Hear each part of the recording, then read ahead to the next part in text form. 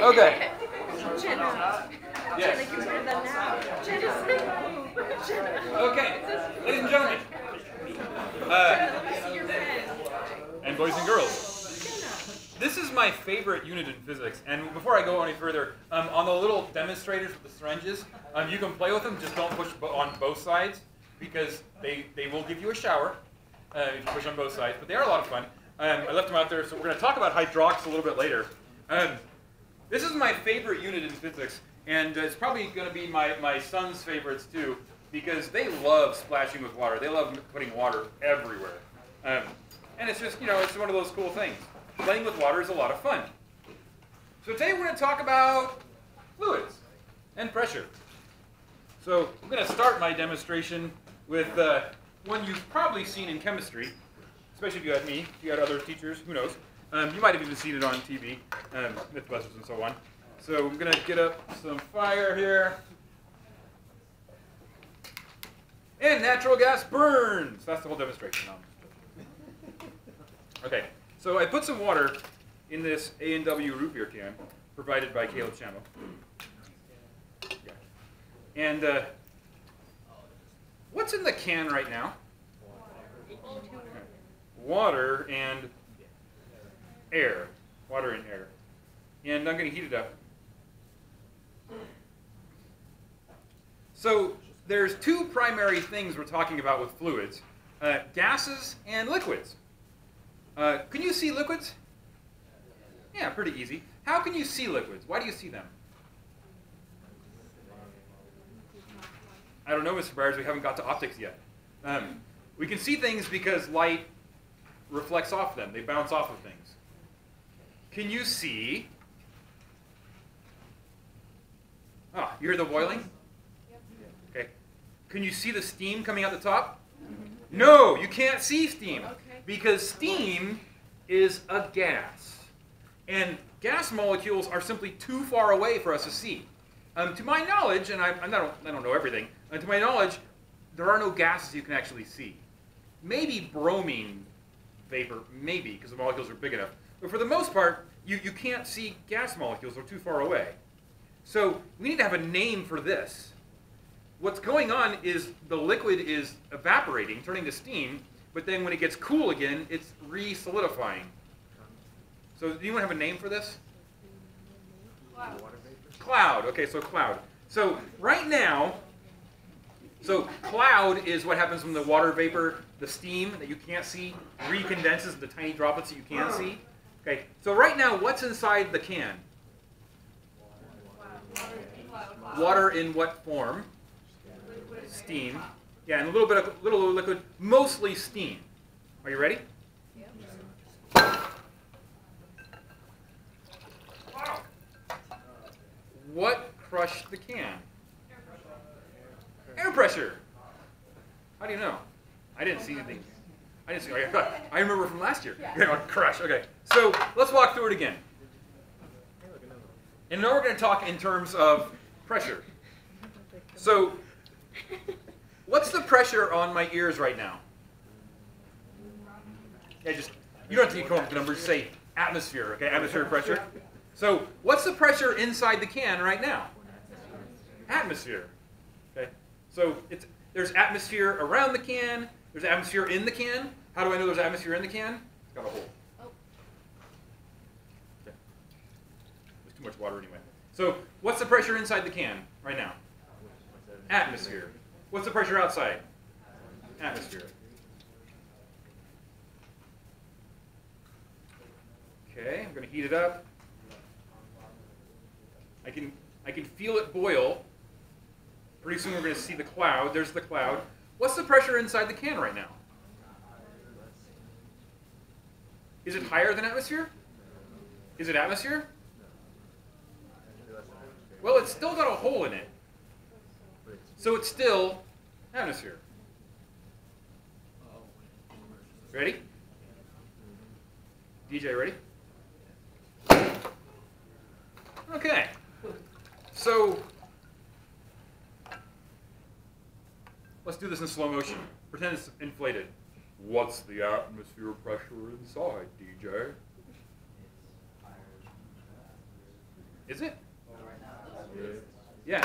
It's if the hole is in there, if there's no movement, then the atmospheric pressure inside the can is the same as the atmospheric pressure out of the can. And then I said, "Are you ready, DJ?" And we cooled it down. And all those water molecules that were floating around really fast as steam recondensed into a liquid. And what happened to the pressure in the can? The pressure in the can, yeah, the pressure in the can went less. What happened to the pressure outside the can? Stayed atmosphere. So what crushed the can? Yeah, the atmosphere went crushed the can. Much like if you take a balloon and you push on a balloon, the balloon pushes back. But if you take all the air out of the balloon can't push back anymore, and it squishes. Make sense? So did the can implode? Did the can crush itself? No. What crushed it? The atmosphere. The same atmosphere is pushing on you right now. And that's what we're going to talk about. The joke goes like this. Pythagoras, Newton, and Pascal are playing hide and seek. It's Pascal's turn to look for Newton and it's Pythagoras' turn to look for Newton and Pascal. Pythagoras turns around and starts counting. Pascal runs off and hides while Newton draws a box around him, 1 meter in length and 1 meter in height, or 1 meter in length and 1 meter in width, and stands in the middle. Pythagoras turns around and sees Newton and says, "Aha! I found you, Newton!" To which Newton replies, "No, you found Pascal." Ho, ho. I don't know if that's how you laughed or not. Why is it funny? Nobody laughed. You don't get it? Okay. Let me read it again. No, I'm just joking. Why is it funny? Why did Newton say, "No, you found Pascal"?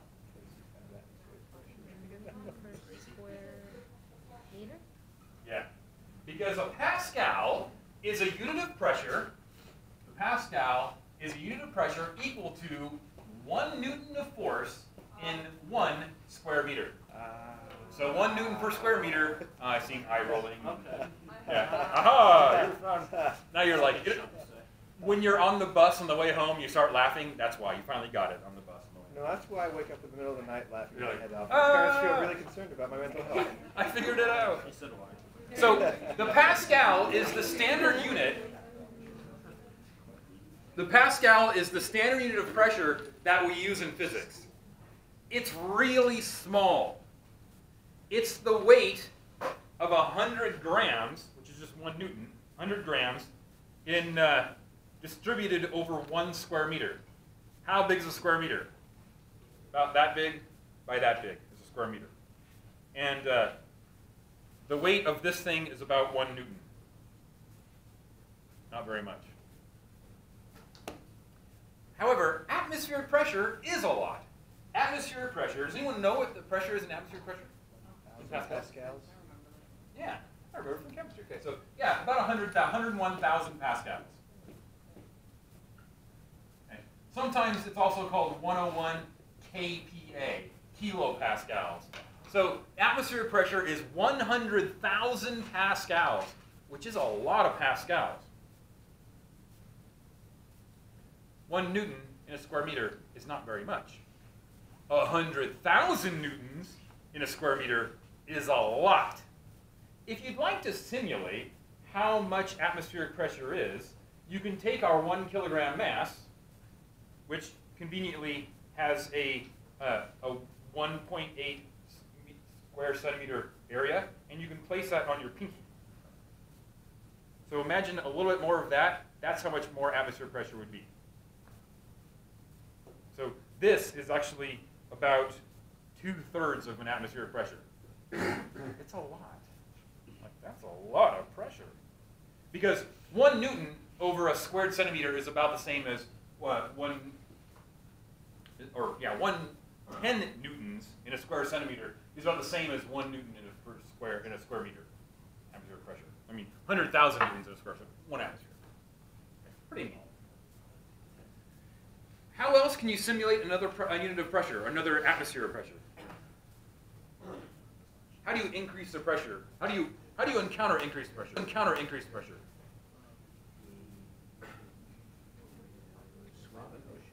Swim. Yeah. I do the 100-meter frog. That's my swim. That's my motion. Yeah. Sometimes it's the 400-meter frog. But yeah, if you swim down, you can increase the pressure on your ears. How deep do you have to swim to increase pressure to 2 atmospheres on your little eardrums? Turns out, 10 meters. Yeah, 10 meters. It turns out 33 feet or 10 meters, if you swim down that deep, you will encounter an extra atmosphere pressure on your ears. You'll get 1 due to the fluid and then 1 due to the air on top of you. You're all encountering 1 right now if you swam down. Yeah. Okay. I'm not going to answer this question, but I am going to pose it to you so you can think about it for a while. Imagine you have a glass of water. In that glass of water, you put an ice cube that is neither touching the sides of the glass or the bottom.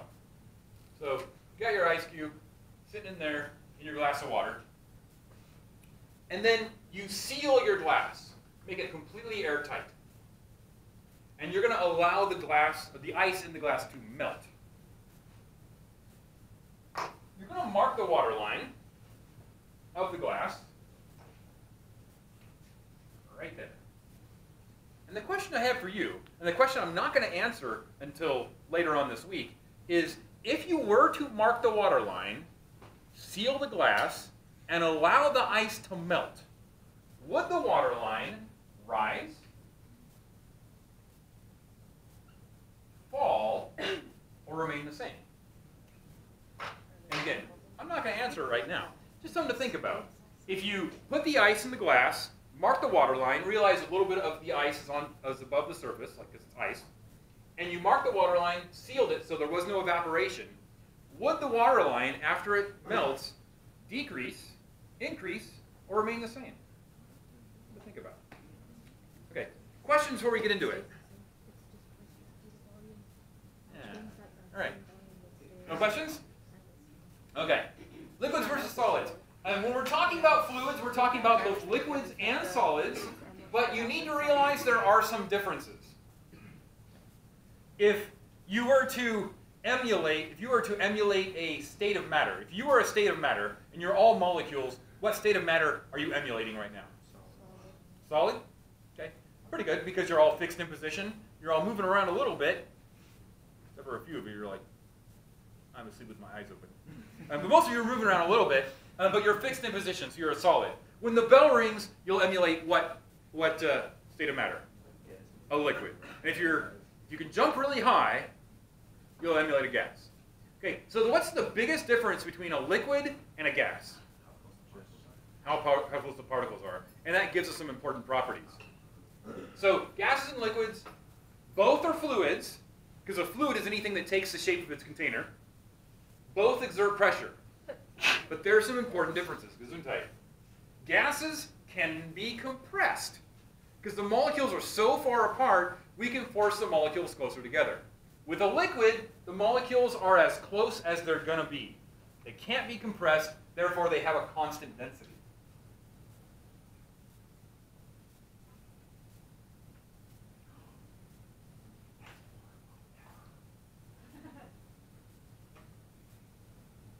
Yeah, if you need a water bottle, Costco, Contigo, these things are awesome.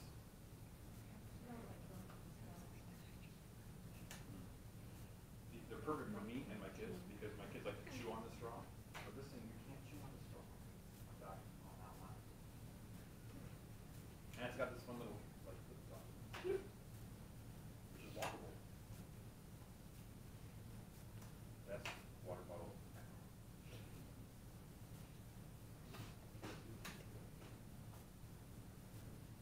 So gas molecules are so far apart, they're easily pushed together. You can compress them, which is handy. We're going to talk a lot about pressure in the next couple of weeks and what happens when gas molecules get compressed. They don't stick together. Because they're so far apart, they don't stick together. No one's like, ew, I got too much nitrogen on me. Ugh, get the nitrogen off. It doesn't stick to you. like I said before, because they're so far apart, you can't see most gases. Liquids, because they're close together, they're not compressible, they have a constant density. And because they're close together, most liquids also have cohesion. That is, the tendency for them to stick together. When you jump off the high dive and you land on your belly, you're learning all about cohesion, where the water molecules don't want to move out of the way for you. And then your quivering mass that gets out of the pool in pain is still wet because some molecules have adhesion. They want to stick to other things. It has more to do with intermolecular forces. But in general, liquids have cohesion and adhesion. Cohesion means they want to stick together. Adhesion means they want to stick to you. There is a liquid that has extremely high cohesion and almost no adhesion at all. It's mercury. You were going to say that? Darn it, I should have asked you. Well, like Jenna said, mercury has very high cohesion and almost no adhesion at all. It doesn't like to stick to things. Mercury beads itself up. It's like, ooh, table, get away. So it beads up. What would happen if you had a theoretical pool of mercury? You filled your swimming pool full of mercury, and somehow the foundation didn't fail. It would actually cost a lot, yeah. Mercury is exceptionally dense. Think gold dense. It's exceptionally dense. Several times that of water. If you were to have a pool of mercury, could you dive into it? Without broken bones. Yeah, you wouldn't get far. Break something. You could dive into it, and then we would all call your parents and say, I don't know what he was thinking, but I'll be at the funeral. You wouldn't get far. In fact, if you had a pool of mercury, could you walk across it? Is mercury poisonous? It is. The vapor is poisonous. The liquid's fine, but you would have a gas mask. Yeah, you could walk across it. You could actually walk across the pool of mercury. The mercury would only go up to your ankles. Wouldn't feel really good because one, it would be exceptionally cold because mercury has we'll talk about something called specific heat in a little bit. Mercury is really good at taking heat out of you, so it would be exceptionally cold, and there would be some odd pressure sensations. But yeah, you could walk across a pool of mercury, and it would only go up to your ankles. It's kind of wild. Is that what Jesus did? To my knowledge, the Sea of Galilee and the Red Sea, they were never actually made of mercury. So it's entirely possible that Jesus made himself have a very low density for that instance. So he's like, I will have a density much less than human beings would have. How can we do that? We're working on it. Yeah. Well, if you want to increase your density, all you have to do is blow your air out. And if you want to decrease your density, take a lot of air in. What is the density of a human being? It's a good guess. 96. No. What's the density of a human being? I'll give you a hint. Who in here floats in water? If you float in water, raise your hand. I float in water. I'm a big fatty. So 1, 2, 3, 4, 5, 6, 7. About 2/3 of you. Who in here sinks in water? I can float in. About a third? I can float in. You can float and sink? So is it reasonable to say the density of a human being is about the same as the density of water? Yeah. You're pretty close. Yes, we're mostly water. You are pretty close to the density of water. If you have a density that's slightly higher than water, then you're one of those people who sinks when they try to swim. If you have a density that's slightly less than water, then you're one of those people that floats when they try to swim. So it stands to reason the density of a human being is about the same as the density of water. What is the density of water? 1. 1. Good. Remember from our chemistry, it's 1. The density of water, by the way, this is a variable that we're going to learn about later. The density of water is 1 gram per milliliter, 1 kilogram per liter, and one other thing that we're going to learn a little about later. So the density of human beings is about the same as the density of water, about 1. We're going to learn about the density that we're going to be using in physics a little bit later, but I don't want to get ahead of myself. Okay, moving on. Now, there is going to be some math in this particular unit. Believe it or not, most of the math is what you've already done in chemistry. You ever heard of the combined gas law? Oh no. Oh no. I think I'm having Cohesion. It'll be fine. So we will do some similar math, but it's important to realize that when we do math in physics, we don't use Celsius. We use the absolute temperature. We use Kelvin.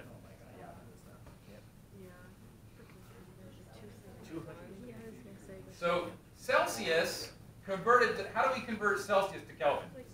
Plus 273. See, I told you remembered your chemistry. Plus 273. No, okay, well anyway. So yeah, if you add 273 to your Celsius, then you're going to get Kelvin. So it's important to realize that even though our silly thermometers are calibrated in Celsius, that when you put them into your math, you use Kelvin. Okay, so a fluid is anything that flows and takes the shape of its container. So Jello, blood, air, all fluids. And I'm not going to get into vitreous solids like glass. If you want to learn about how glass is a fluid, you can search on YouTube, how is glass a fluid? And you'll learn about what's called a vitreous solid. But I know we're just going to focus on things that obey Newton's laws. I'm also not going to talk about non-Newtonian fluids, although we will make some later on if we get some time, like ketchup and oobleck. Yeah, that's a non-Newtonian fluid. That is one fluid that doesn't obey the rules. We're not going to focus on those. You did an egg drop with oobleck? Yeah, I put the egg in it and it like, It's like slime. It's like when you touch it. Like an airbag? Well done. But when you like move it, it's square. Okay, since you mentioned that internet video I'm recording, when did you do the egg drop? what? In like 8th grade. 8th grade. Physical science. We should do that again. 8th grade. 8th grade. See, what you said is what a lot of people in the district want to do. They want to move the egg drop into high school level physics. We can. Why? Exactly. We're like, that's a middle school. That's one of the few things a middle school has. Why do we want to take that away from them? But I'll say it on record that I vehemently disagree with those particular people writing our syllabus. I think it's fun to do that. Oh yeah, labs are great, but there's only so much you can do at the middle school level, and the egg drop is one of those things. Okay. So anyway, Visit it and then advance it with more math. No. but if you've done it, you'll do the same thing. I happen to No, I know. will not do the same thing. 'Cause Okay. mine didn't work. Okay, fair enough. Yeah, most people would. So pressure is force over area, and there are a number of variables we're going to be talking about. The first one we talked about, once again, is the Pascal. It is the weight of a Newton over an area of a squared meter. It's not the only one. We're going to learn about a few more. And most of you know where pressure comes from. If you remember your chemistry, pressure comes from molecular collisions. The reason there's not a lot of pressure in space is there's simply not a lot of molecules.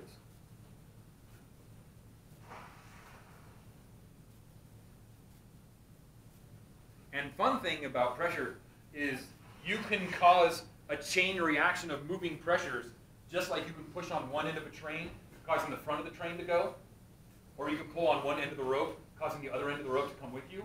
You can do the same thing with air. Turn to your neighbor and go, yeah. So that's a chain reaction of changes in pressure.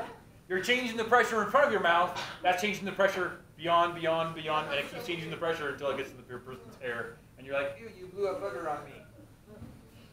Okay, this is the combined law.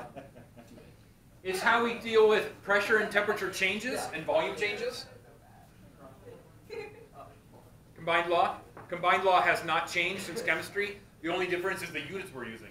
We're not going to use liters and milliliters. We're not going to use atmospheres. And we're not going to use, well, we use Kelvin in chemistry too. We're going to use pascals for pressure and the unit of volume.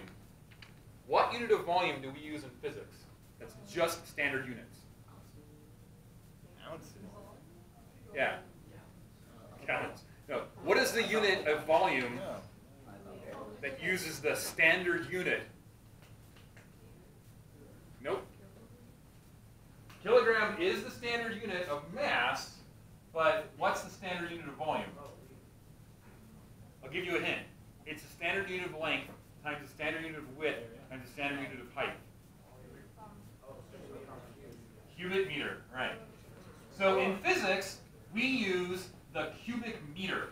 And the density of water in standard units is 1,000 kilograms or 1 ton of water per cubic meter. How big is a cubic meter? It's that wide, that deep, that thick. A block of water, or gelatin, that thick, that deep, and that wide would weigh 1 metric ton. 1,000 kilograms. Yeah, water, very dense. That's a ton of density. It's a ton of water right there. A cube of water, 1 by 1 by 1, would weigh 1 ton. Yes? Mm-hmm. Yeah, so an imperial ton, since you brought it up, it's kind of fun. This is one of those things that you should really know so you can impress your parents or humiliate them. A imperial ton is 2,000 pounds. A metric ton is 1,000 kilograms. 1 kilogram is 2.2 pounds. So a metric ton weighs more than an imperial ton. So when they say, you say, I have a ton of homework. And your brother says, I have a metric ton of homework. Absolute pressure. Well, how do you tell a joke if you're an only child? I'm sorry, it's one of many things you can't do if you're an only child. Oh, well. So when your parents say, I have a ton of chores to do, you'd be like, oh yeah, Mom, I have a metric ton of chores to do. Oh, yeah. Okay, so this is a football. This is not a regulation ball, and apparently, yeah, the Patriots will be playing the Super Bowl in 2 weeks. But this ball says inflate to 10 pounds. What it's talking about is PSI, one of the pressure units we'll be talking about. Actually, let's talk about it right now. Atmospheric pressure in PSI is 14.5 PSI. So when this ball says inflate to 10 PSI, does that mean I need to take air out of it? It wants a pressure lower than atmospheric pressure? No. It's giving me the gauge pressure. Okay? So if atmospheric pressure is 14.5 PSI, and this ball wants 10 pounds, what is the actual pressure that needs to be in this ball? 24.5. Gauge pressure is the difference in pressure across a membrane. Okay? So the gauge pressure would be 10, which means inside the ball, I need 24.5. Outside the ball, I need 14.5. Does that make sense? So they don't want you to do math. When you're filling up air in your tires and it says increase or inflate to 30 psi, they don't want you to subtract 14.5 from that. What do they want you to put in your tire? 44.5. That's the pressure that's going to be in your tire. But the gauge is only going to read 30. Because it's basically one side of the gauge can push it in with 44.5. One side of the gauge can push it in with 14.5. The gauge will read 30. Does that idea make sense? Okay. That's gauge pressure. Different than absolute pressure. The absolute pressure in this ball is going to be different than the gauge pressure of the ball.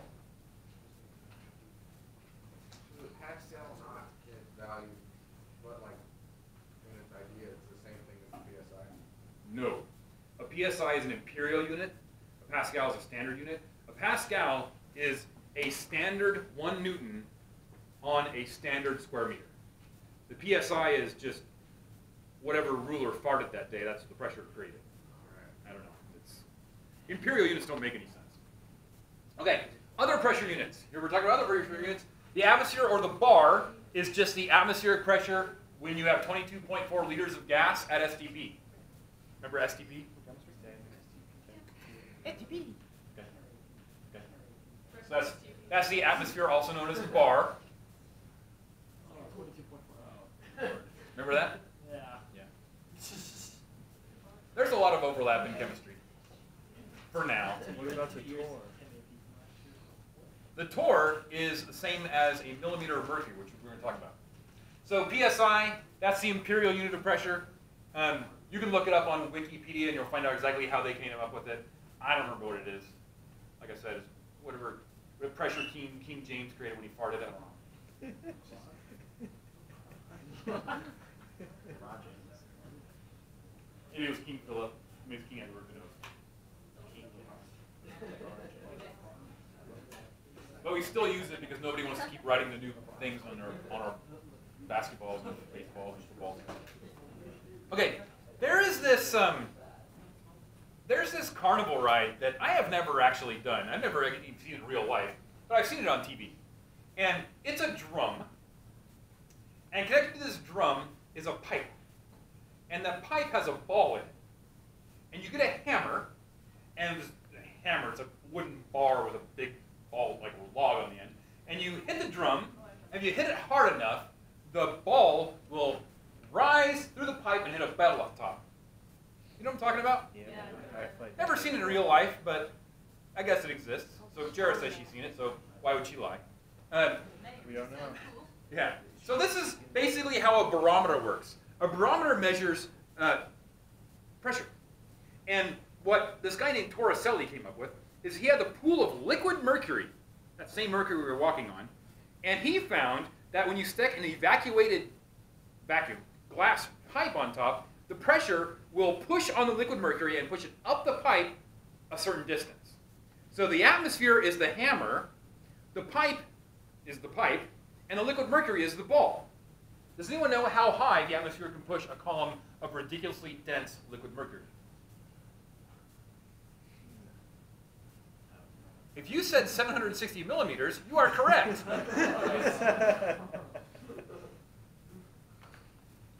That's 76 centimeters. That's 3/4 of a meter. That's how high the atmosphere can push a column of ridiculously dense liquid mercury up an evacuated tube. That's also known as a torr. Yeah. The millimeter of mercury, because it's got so many syllables, has just been abbreviated the torr. Now, on this side of the Atlantic, we don't use millimeters of mercury because we're crazy Yankees. We use inches of mercury. So, if you ask Siri what today's atmospheric pressure is, she'll tell you it in inches. If you use British Siri, she'll tell you in millimeters. Millimeters. So if you say Siri, what is today's atmospheric pressure? She'll say it's 29.5 inches. But if you say Siri, what is today's atmospheric pressure? She'll be like it's 740 millimeters, or something along those lines. 29.7. That's about right. If it was like yesterday with the wind and rain, it would probably be like 27.4, 27.5. Or sorry, 29.4, 29.5. On a nice sunny day, it'll be 30 or more. So, other side of the Atlantic, pretty much everybody but the United States uses inches of mercury, uses millimeters of mercury or torr. We, because we don't want to keep rewriting, making new basketballs, we use inches of mercury because America. America. America. So can you feel pressure? I'm feeling it right now. Metaphysically. Metaphysically. No, just like you can't feel velocity, you can't feel pressure. But just like you can feel changes in velocity, you can feel changes in pressure. Remember that blowing on your neighbor, friend? Okay. For the rest of the time today, for the next 15 minutes, we're going to talk about hydrostatics. Oh, were you all writing the thing? Yeah. Some of you are like freaked out when I cued forward. The important thing is inches, 30, millimeters, 760. Inches, weather report us. Millimeters, weather report them. Weather report that.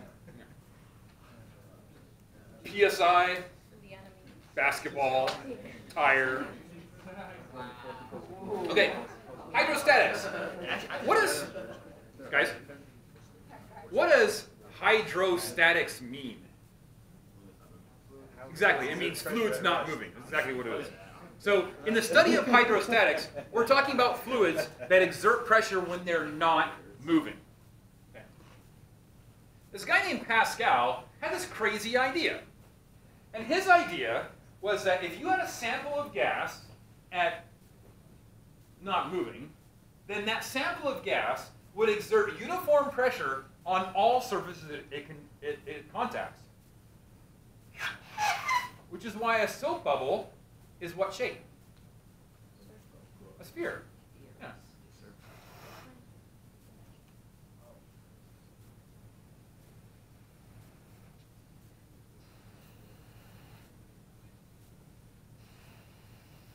Now, balloons, unfortunately, they actually have to have a little valve for you to blow into. So balloons tend to not be perfectly spherical because they have to have some sort of valve. But if you take away the valve, then the balloon will be spherical. In other words, the pressure inside everywhere in the balloon is pushing uniformly with all of the same intensity. Soap bubbles, same thing. Okay. I'm not going to answer this question until tomorrow. Yes, again. But think about this. The pressure outside this balloon is 1 atmosphere. What's the pressure inside the balloon? 2 atmospheres. That's what I'm not going to answer. You're like a TV show. I'm a tease. You're like a cliffhanger that I spend months upon months So, you can look it up. You can look it up on the interwebs. But if you want to know right now. Okay, so Pascal had this crazy idea that uniform pressure is exerted everywhere. So that is the mechanics for this.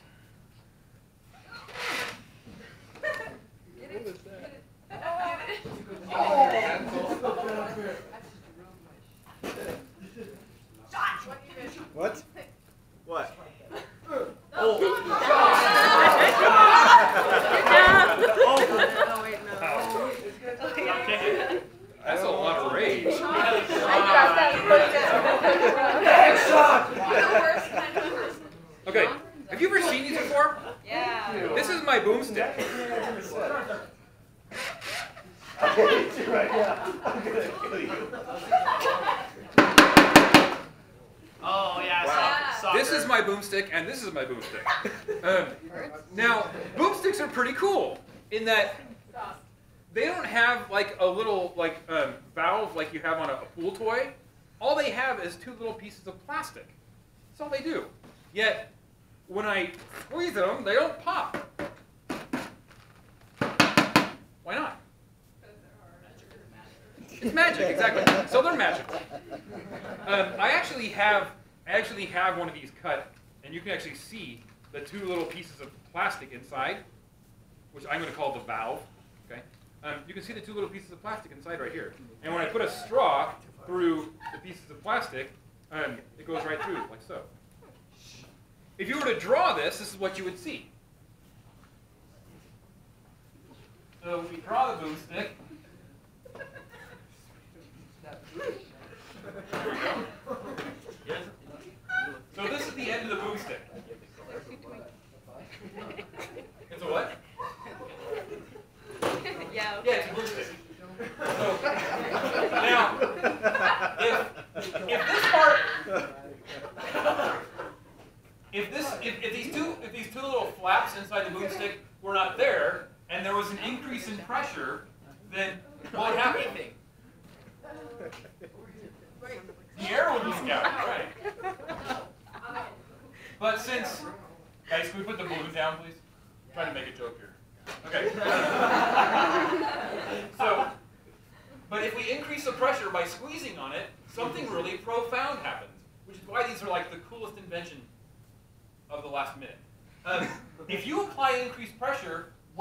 pressure increased? It starts with an E and it ends with an E and it ends in air. Everywhere, including on the valve. So when I exert pressure, that pressure is exerted outward, but it's also exerted on those flaps of plastic, keeping it closed. It's really slick. As long as those two pieces of plastic are squished together, then I can squeeze this, and my boomstick doesn't deflate. The moment I put the straw in between those two pieces of plastic, we'll call it a sphincter. The moment I put the straw in between those two pieces of plastic and open the sphincter, wow, okay. Like I said, the moment I put the straw in between the two pieces of plastic, then I'm able to apply pressure and let it deflate.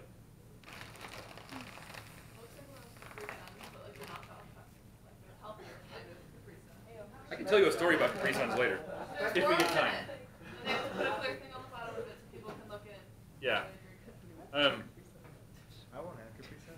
Ask me the caprisun story, the middle school caprisun story later. If we have time, I'll tell you about it. Oh, it'll blow your mind. But we have a number of things that we need to talk about. Okay, this is how hydraulic machines work. When you drove to school today, you used this principle. So consider, if you will, a hydraulic machine. In a hydraulic machine, you have two chambers.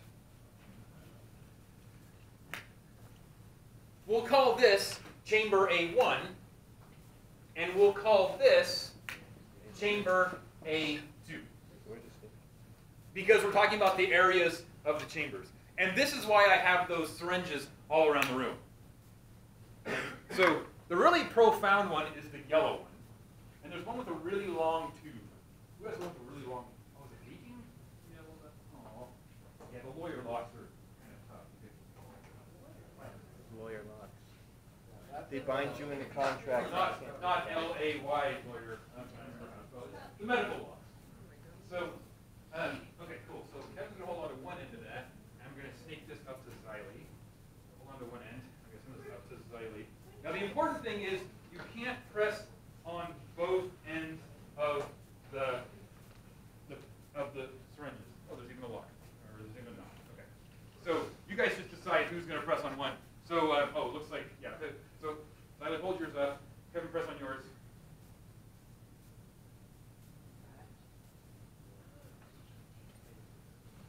Okay, Xylene, press on yours. Kevin, hold yours up. It's pretty cool.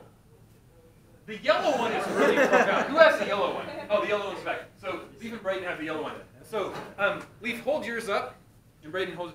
Now, Brayden, what I'd like you to do is with your pinky push down on your plunger.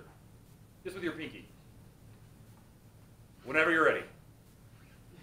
You can push. Oh, there you go. Finally, it gets going. Okay, so finally exerting some pressure. Okay. Now, Leaf, just show them how easy it actually is by using your pinky to push it down. Look how easy it is. Brayden's trying to hit the gym. Okay, so, yeah, Leaf's just like.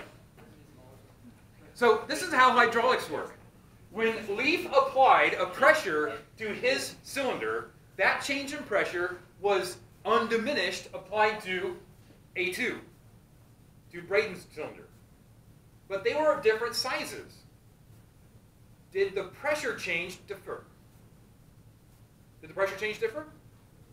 No. Pascal's principle says no. Pascal says whatever pressure you exert on cylinder 1 is also exerted on cylinder 2. The differences, however, is that they are in different sizes. Okay?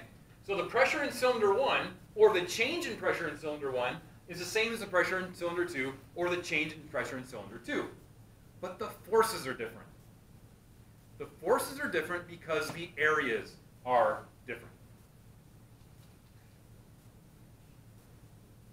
There's a few floating around. I'll leave them in the room until the chemistry kid burst them.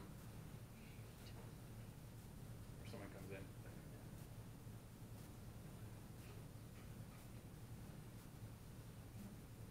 Oh, pulling also works. You can also pull on the plunger and like take it away from somebody. This is how those big machines outside are picking up chunks of old school and picking up those chunks of old school that are very, very heavy. They're picking up these giant chunks that are very, very heavy with a machine about this big. Little motor, tiny motor, picking up big blocks of old school. Okay, so if the area here is smaller than the area here, then how does F1 compare to F2? How does F1 compare to F2? It's smaller because the ratio of F1 and A1 must be the same as the ratio of F2 to A2. Okay? So these two have to equal each other. And since they have to equal each other, if you have a smaller area, you have to apply a smaller force. If you have a larger area, you have to apply a larger force. That means free energy, right? Yeah. No, not free energy, but free force. What other device have we read about or learned about where it changes the magnitude or direction of a force? Pulleys. Yeah. What is a hydraulic machine? It's a simple machine. A hydraulic machine is a simple machine. It allows us to amplify force. At what do we have to pay for, though? Look how far, okay, Leaf, Braden, hold yours up again. So, Braden, push your plunger down. Look how far Leaf's goes. All the way up there. Now, Leaf, put yours down. Look how far Braden's goes. Not very far. So, the change in energy is still work. The work of 1 equals the work of 2. So, the F1 has a small d1, and the F1 is small. The F1 has a big D1, and the F2 has a small D2. It's still a simple machine. It's still FD equals FD.